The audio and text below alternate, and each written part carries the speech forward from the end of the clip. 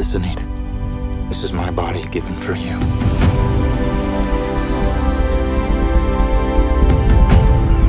Whoever eats my flesh, drinks my blood, remain in me, and I in them. Halo semua, tahun 2025 ini ada film baru yang cukup menarik untuk dibahas, berjudul The Last Supper. Film ini menceritakan ulang kisah perjamuan terakhir Yesus bersama ke-12 muridnya. Tapi bukan hanya sekadar perjamuan, film ini juga mengangkat konflik, ketegangan, dan pengkhianatan dengan pendekatan yang sedikit berbeda dari film-film Yesus yang pernah ada sebelumnya. Pertanyaannya, apakah film ini layak ditonton? Yuk kita bahas bareng-bareng. Jadi tonton video ini sampai selesai ya. Do this in remembrance of me. I was a fisherman once, content to follow the rhythm of the tides. Peter, do you love me? Yes, Lord. You know that I love you. These men are friends of Jesus of Nazareth. The time has come for us to prepare the Passover dinner. Jesus of Nazareth, where is he? Dear Caiaphas, if I knew I would be with him. People flocked to him. Why, Lord, did you not give such gifts to me? Judas is scared. His inner struggles trouble me. You have the chance to change everything. I know where you can find him. You have done well, traitor. Should Caiaphas or the Romans appear, He entrusts us to be vigilant.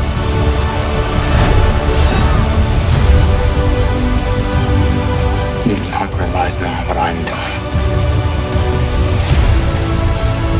He has nothing, yet he has everything. Later, you will understand. I was a fisherman once, but he made me a fisher of men. Film ini dibuka dengan adegan Yesus mengajar di tepi danau Galilea. Lalu dia melakukan mujizat memberi makan 5 roti dan 2 ikan kepada ribuan orang. Setelah itu, datang sekelompok orang Yahudi yang menawarkan kepada Yesus kesempatan untuk memimpin pemberontakan melawan Romawi. Yesus jelas menolak tawaran itu. Tapi dari ekspresi Yudas, kita bisa lihat kalau dia kecewa dengan keputusan Yesus itu. Cerita lanjut ke adegan masuknya Yesus ke Yerusalem, di mana ia membalik meja-meja dagang di Bait Suci. Di sini muncul imam besar Kayafas, yang awalnya hanya mengamati.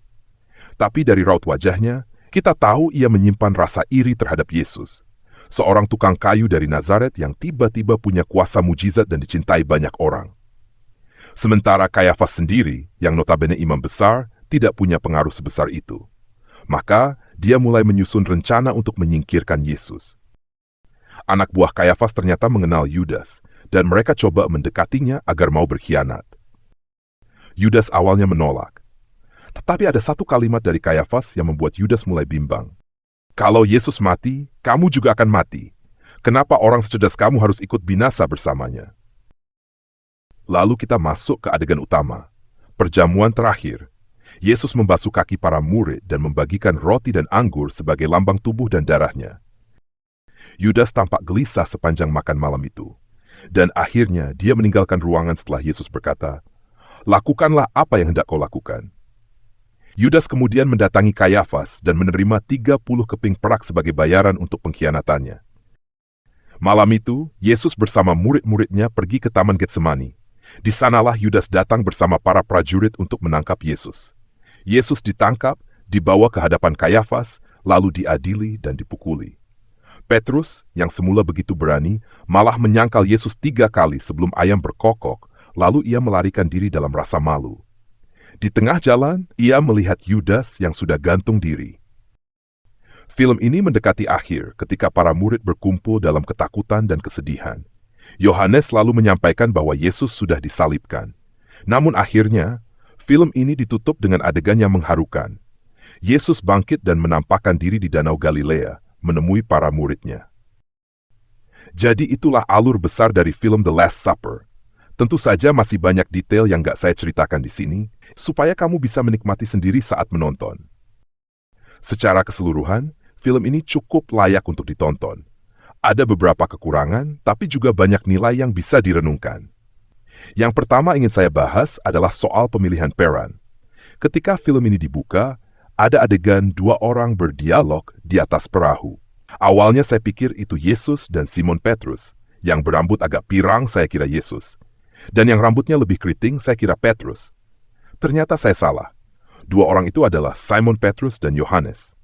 James Oliver Wheatley berperan sebagai Simon Petrus, sedangkan Charlie McGetchen memerankan Yohanes. Menurut saya pribadi, pemilihan perannya agak tertukar. Secara tampilan dan ekspresi, Charlie McGetchen justru lebih cocok sebagai Simon Petrus, yang berapi-api dan spontan. Sementara James Oliver Wheatley, yang lebih tenang dan kalem, lebih pas memerankan Yohanes yang dikenal penuh kasih. Jamie Ward yang berperan sebagai Yesus, secara akting sebenarnya cukup baik, lembut dan tegas. Tapi ada satu hal yang agak mengganggu secara visual. Rambut, kumis, dan jenggotnya terlihat tidak terlalu natural seperti tempelan. Di sisi lain, aktor yang benar-benar bersinar di film ini menurut saya adalah Robert Knepper sebagai Yudas Iskariot. Dia berhasil menunjukkan kompleksitas karakter Yudas, ambisius, cerdas, tapi juga bimbang dan hancur secara batin. Setiap ekspresinya terasa kuat dan menyentuh. Aktingnya benar-benar mencuri perhatian. Hal berikutnya yang cukup disayangkan adalah hilangnya adegan pengurapan Yesus dengan minyak narwastu. Padahal di film ini ditampilkan Maria Magdalena sebagai karakter pendukung dalam perjamuan terakhir. Yang jadi membingungkan, tidak dijelaskan siapa Maria ini sebenarnya, dan tidak ada adegan penting yang melibatkan dia.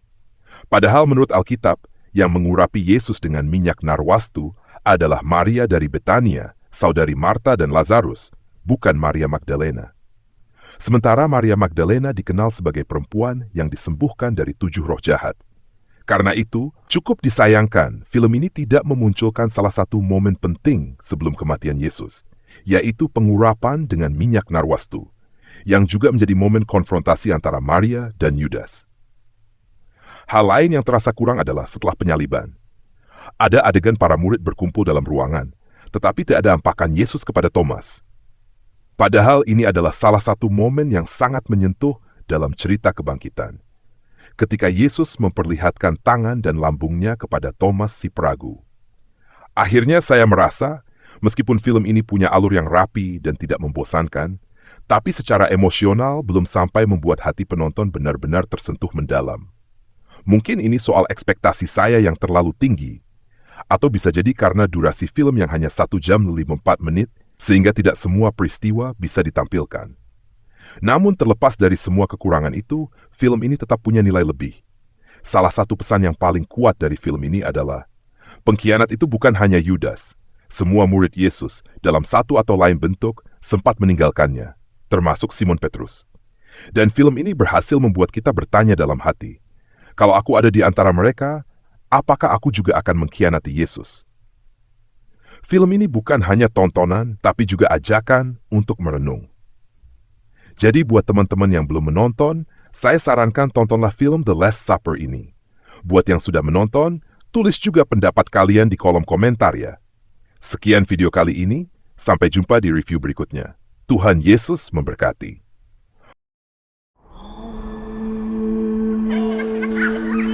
This Jesus is blinded by ambition. An ambitious man is like a wildfire. A single voice could turn the tide.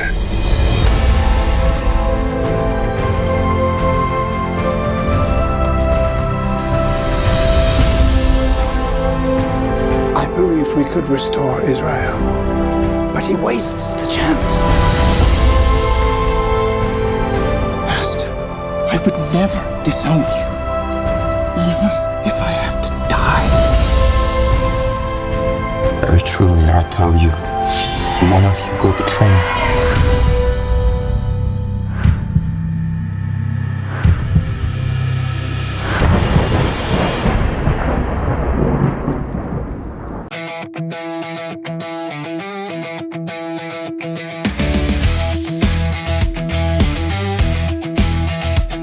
Ketika ku di dunia, akulah terang dunia.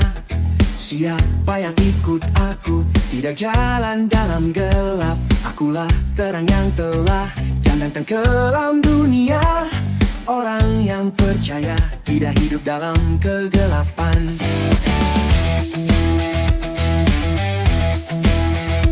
Sekarang kamu semua adalah terang dunia. Kota di atas gunung tidak dapat disembunyikan. Tidak ada yang nyalakan pelita di bawah gantang. Semua taruh di atas dian untuk menerangi semua. Hendaklah terangmu bercahaya, menerangi seluruh umat manusia. Mereka akan melihat kebaikanmu dan memuliakan Bapa di surga. Dan inilah hukuman bagi dunia, terang telah datang ke dalam dunia. Tetapi manusia lebih cintai gelap, karena perbuatan mereka jahat. Ketika aku di dunia, akulah terang dunia. Siapa yang ikut aku tidak jalan dalam gelap. Akulah terang yang telah datang ke dalam dunia. Orang yang percaya tidak hidup dalam kegelapan. Sekarang kamu semua adalah terang dunia. Kota di atas gunung tidak dapat disembunyikan. Tidak ada yang nyalakan pelita di bawah gantang. Semua taruh di atas dian untuk menerangi semua. Hendaklah terangmu